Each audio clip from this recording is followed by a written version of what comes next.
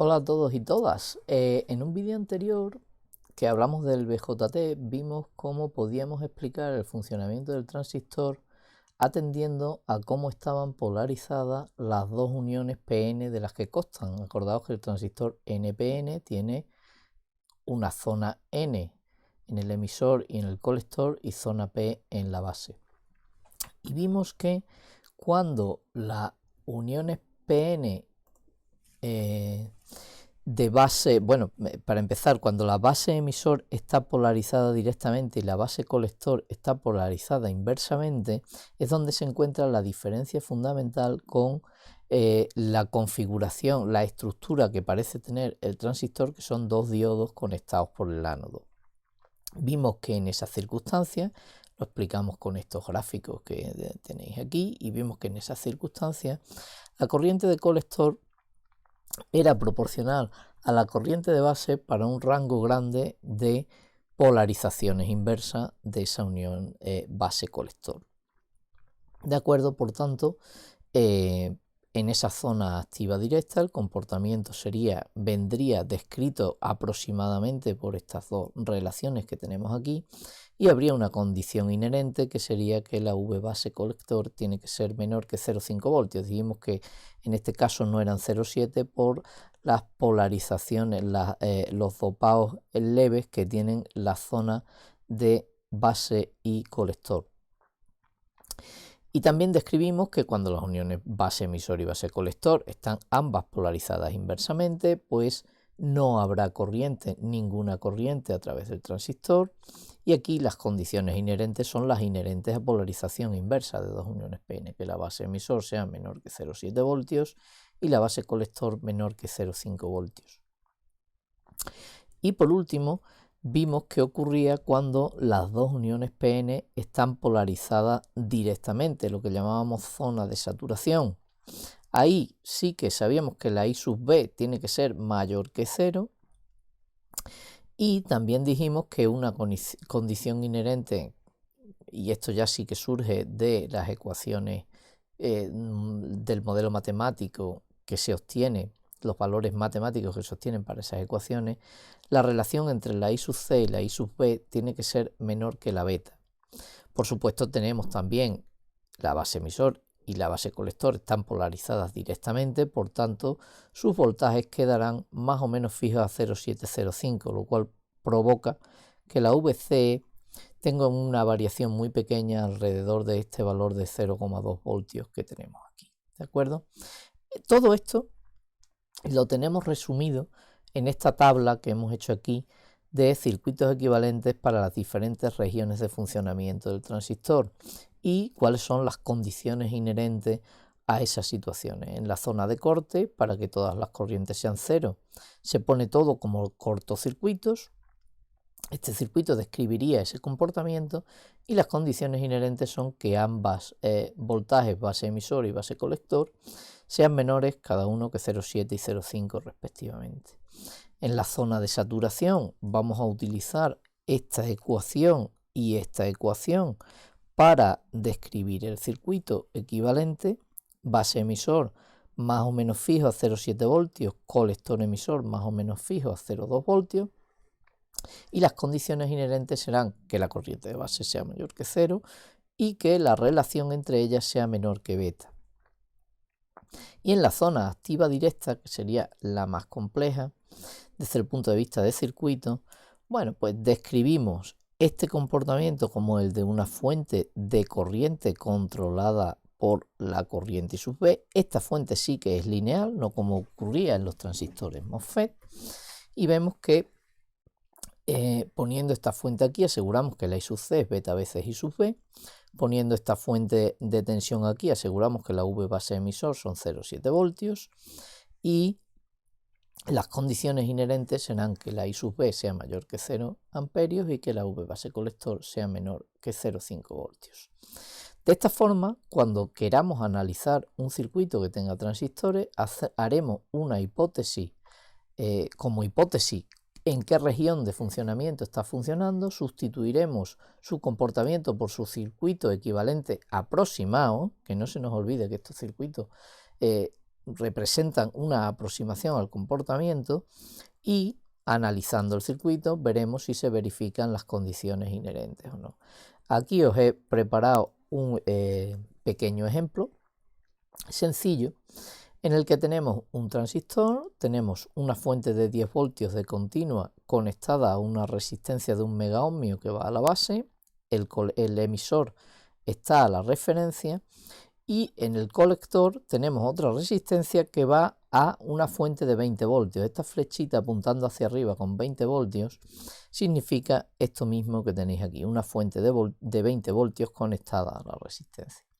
Si hacemos la hipótesis de corte, os dais cuenta el circuito al sustituir el transistor por esto, tumbando la resistencia de 5K y poniendo la fuente de 20 voltios, nos quedaría este circuito y este circuito, perdón, en este circuito todas las corrientes serían cero, tanto I sub G como I sub C.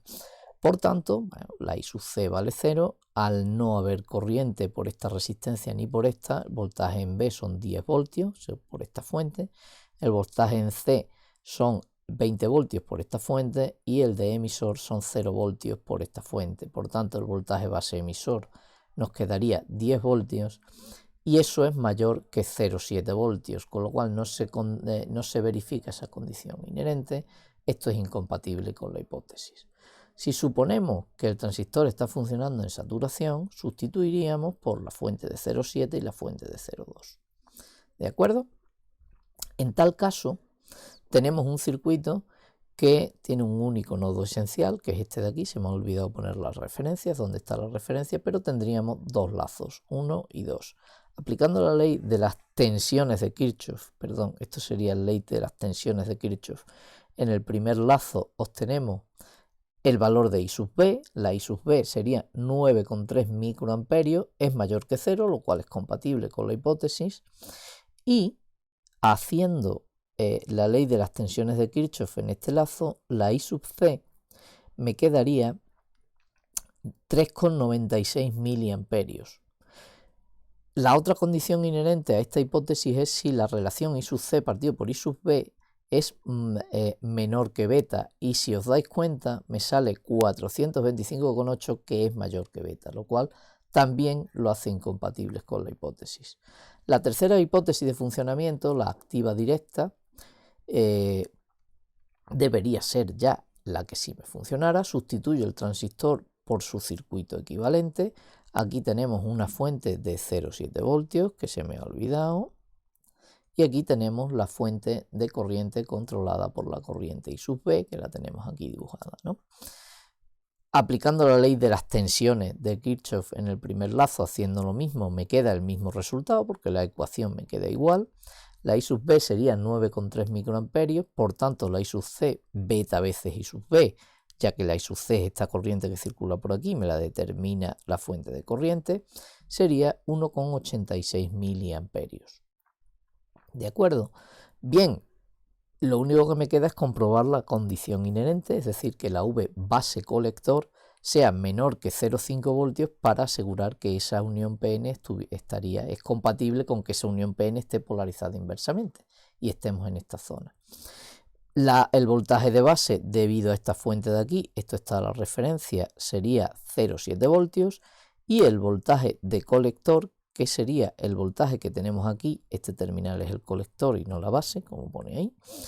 El voltaje en el colector lo calculo con esta expresión, sería esa diferencia de potencial igual a esta más esta, y resultaría 10,7 voltios, con lo cual la V base colector son menos 10 voltios. Efectivamente, esto es menor que 0,5 voltios, por lo tanto es compatible con la hipótesis.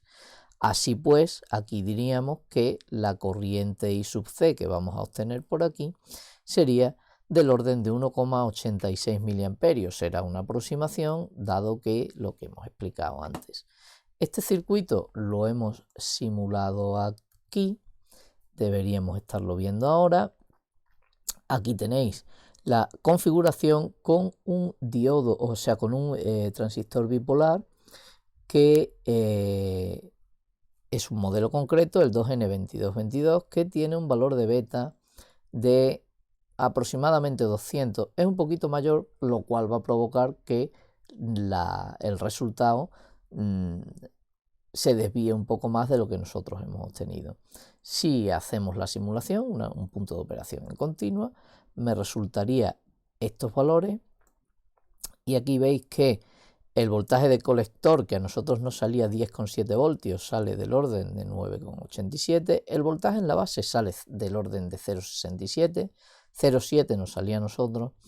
Y la corriente de colector, que es lo que nos han pedido, a nosotros nos salía un 86 y sale 2,02 voltios.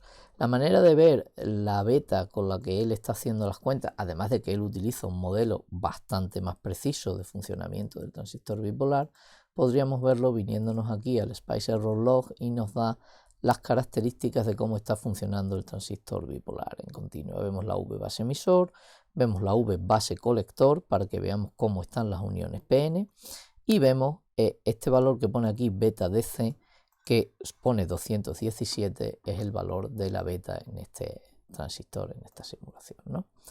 Bien, pues volvemos a nuestra presentación y, volviendo a este punto, si os dais cuenta hasta aquí, por cómo hemos explicado el funcionamiento del transistor, hemos visto antes las aproximaciones de aquellas ecuaciones que la física del transistor nos proporciona.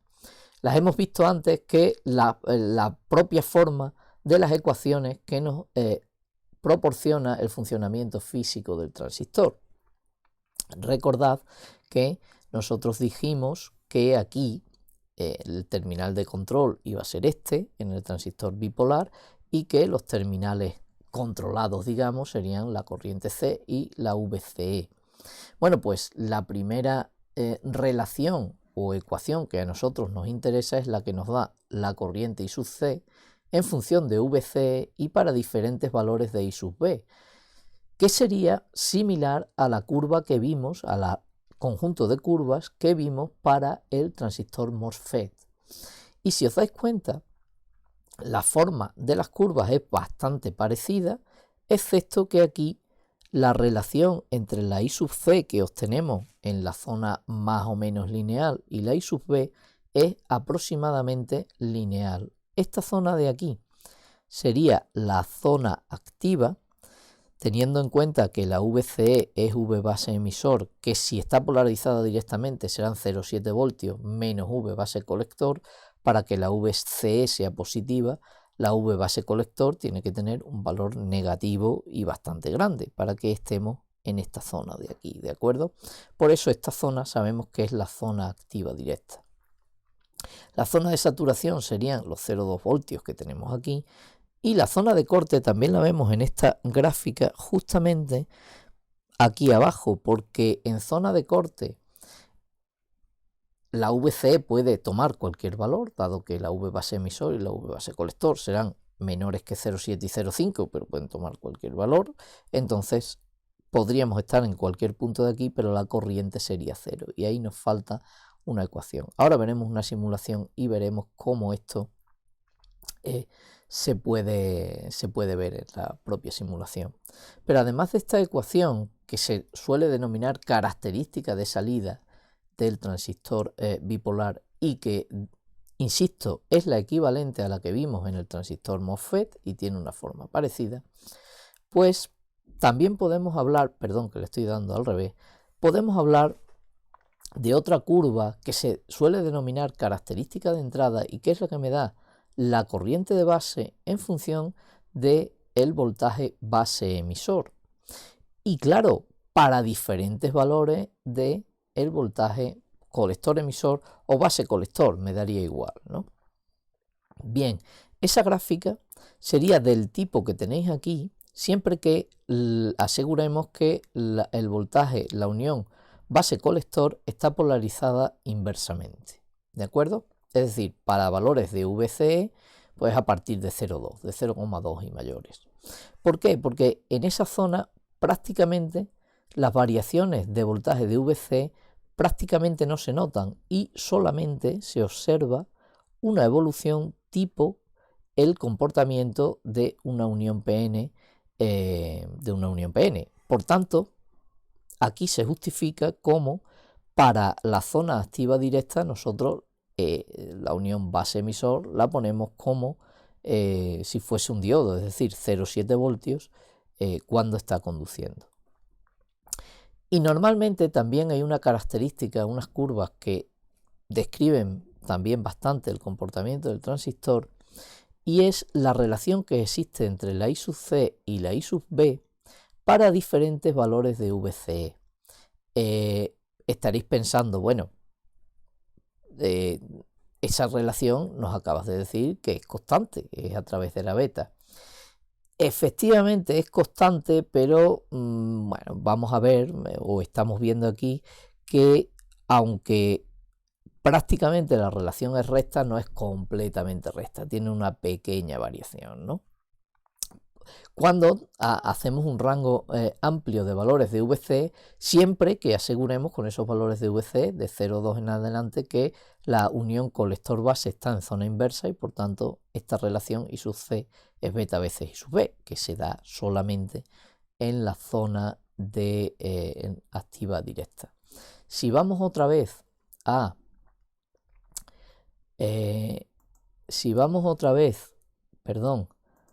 a ver la simulación, en este caso aquí os tengo preparada este circuito en el que lo que simulamos es simplemente para un transistor bipolar. Vamos a ver la corriente de colector en función de la V colector emisor, que la vamos a variar entre 0 y 5 voltios, y para diferentes valores de la I sub B, que lo vamos a variar entre 0 y 1 miliamperio a saltos de 100 microamperios, es decir, vamos a ver 10 curvas.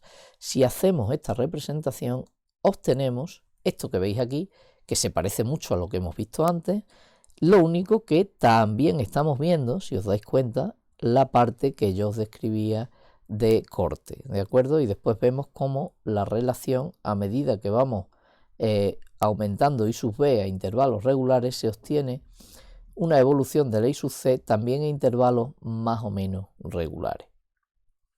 En el circuito este segundo que tenemos aquí, vemos una descripción parecida, pero para tratar de ver la relación de entrada. Por eso lo que hacemos, lo que representamos es la corriente I sub B para diferentes valores de VBE que varía entre 0 y 0,9 a intervalos de milivoltios, y para diferentes valores aquí de VCE que me aseguren que la unión base colector está polarizada inversamente. Por tanto, de 0,2 en adelante yo lo he hecho de 0,5 hasta 5 a intervalos de 0,5 voltios. Y si veis el resultado, nos resulta esta curva que tenéis aquí, que como veis están las, creo que son 8 curvas o 7 curvas, que estamos poniendo todas prácticamente con la misma forma. Por último, si quisiéramos visualizar aquí la I sub C en función de la I sub B, podríamos hacerlo siempre que aquí en la cantidad que dibujamos en el eje pongamos la I sub B para Q1 y representemos en lugar de la I sub B de Q1 la I sub C.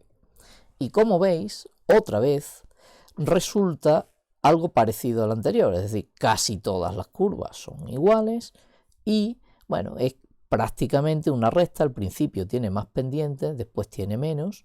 Si sacamos algún cursor en cualquiera de los puntos, a ver dónde estaría el cursor, aquí lo tenemos, pues por ejemplo nos vamos en horizontal a 1 miliamperio, aquí estaríamos en 1 miliamperio y estaríamos obteniendo, bueno, pues la beta aquí daría del orden de 137, si nos vamos más arriba daría más de 200, del orden de 200 estaríamos pues en ninguna zona, porque cada vez más pequeño. En esta zona de aquí sí quedaría aproximadamente los 200 de la beta que hemos estado viendo, ¿de acuerdo? Si volvemos otra vez a nuestra presentación, lo siguiente ya que nos quedaría para tratar de terminar la explicación del transistor BJT es hablar un poquito de modelos típicos y hablar de los encapsulados. Sobre modelos típicos, bueno, ahí os he puesto ahora mismo en la simulación 1 el 2N2222, un modelo bastante típico de transistor NPN.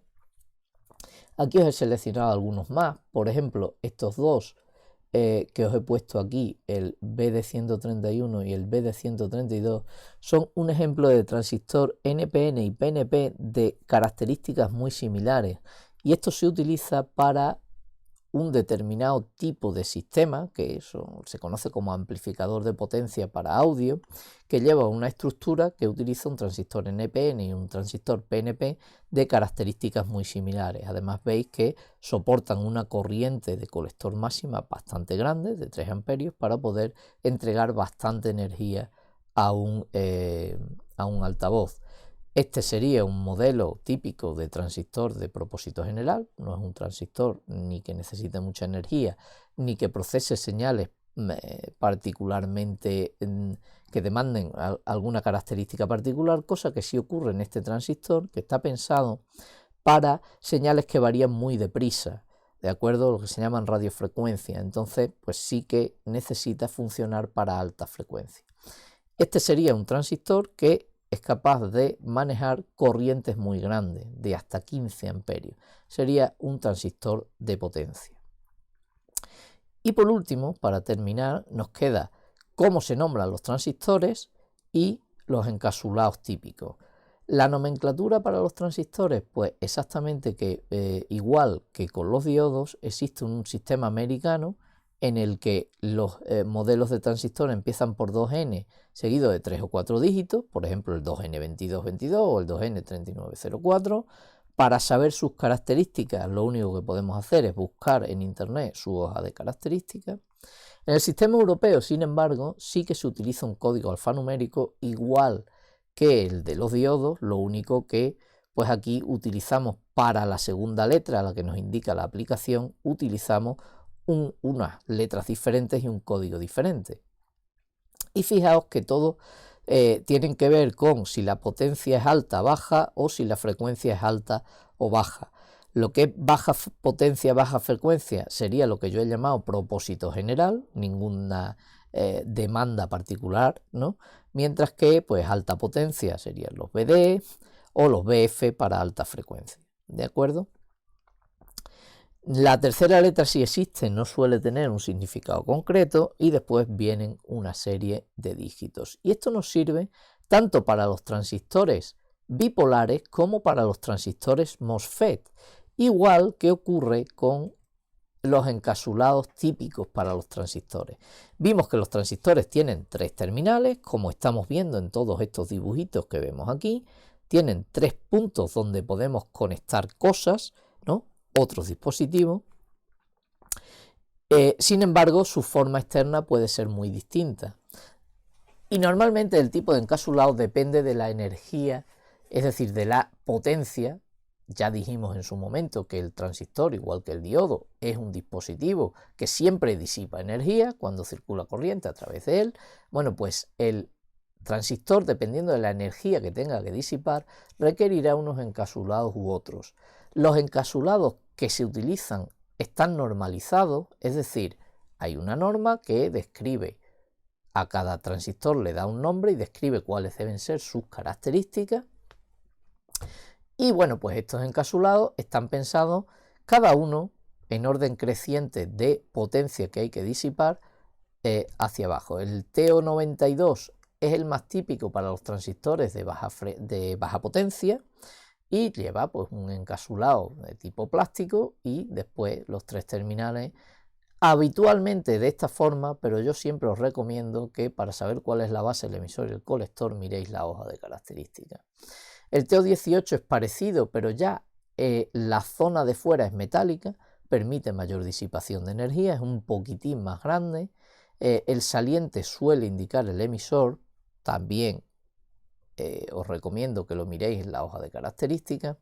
Y a partir de aquí pasamos a encapsulados que permiten conexión de disipadores, es decir, llevan un agujero para poder, a través de un tornillo, conectarle, pegarle completamente un disipador que suele ser de aluminio, que suele tener unas alas o mucha superficie de contacto con el aire para intercambiar mucho calor con el aire lo más posible y así poder evacuar calor de la unión y poder, por tanto, disipar más potencia.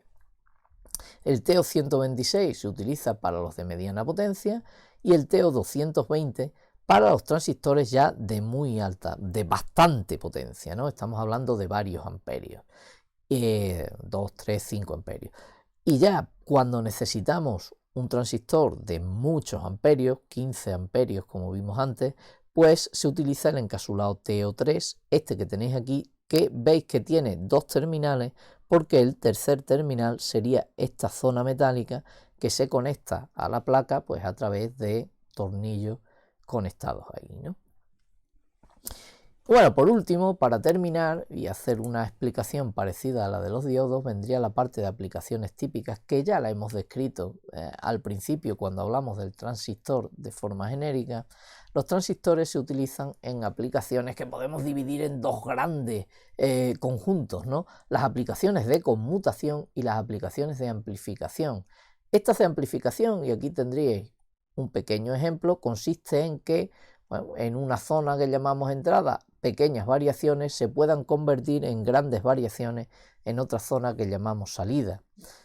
Evidentemente la energía, si hay aporte de energía, vendrá de la fuente esta de continua que tenemos aquí, ¿no? Esto sería un modelo concreto de amplificador. No pretendo que lo entendáis, simplemente que entendáis cuál es la aplicación y que es un procesamiento lineal de las señales, no todo nada, es decir, no el procesamiento tipo interruptor que tenemos en esta aplicación de aquí, que sí se entendería muy bien. Esto que pone Front Logic serían señales de valor 0, valor 5, con valor 0 la unión base-emisor no estaría polarizada directamente, por tanto lo normal es que el interruptor estuviese en corte y este LED que tenéis aquí no se ilumine. Sin embargo, con 5 voltios está pensado, está bien diseñado, lo podríais analizar para que este transistor esté funcionando en zona activa directa o más bien en zona de saturación, con lo cual sí que habrá por aquí corriente y sí que se iluminará el LED, ¿no? Esto es lo mismo, pero en lugar de estar utilizando un LED, está utilizando un dispositivo electromecánico, el relé, que permite abrir o cerrar un circuito, que podría ser pues abrir o cerrar, encender o apagar una luz o encender o apagar un calefactor, algo así, ¿no? Por tanto, con esto terminamos nuestra explicación de los transistores. Lo único que nos queda ya para terminar de la parte, el tema este de dispositivos electrónicos que hemos agrupado, sería algo que realmente no son dispositivos electrónicos en sí mismos, sino lo que yo he llamado sensores y actuadores, pero que bueno, con tal de o con el objetivo de cerrar todos los tipos de dispositivos que aparecen en los sistemas electrónicos, haremos una pequeña descripción en un siguiente vídeo, ¿de acuerdo? Pues hasta entonces, seguid estudiando.